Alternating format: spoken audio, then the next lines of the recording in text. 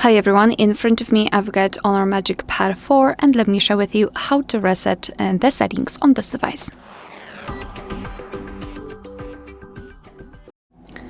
So I just wanted to note that no worries, in this operation you will not remove any kind of personal data, any kind of accounts. It's a simple reset of the settings like the timeout, for example, etc. So no harm. Let's open the settings. Here in this left section we have to scroll down and tap on System and Updates, and here tap on Reset. At the top we've got the option Reset All Settings, and here your device will reset the settings.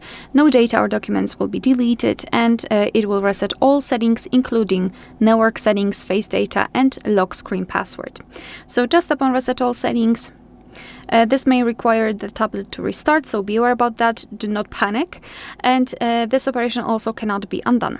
So tap on Reset All Settings if you are ready, and now we have to wait until this process will be finished. Alright, and that will be all. Thank you so much for watching. Please hit the subscribe button and leave the thumbs up.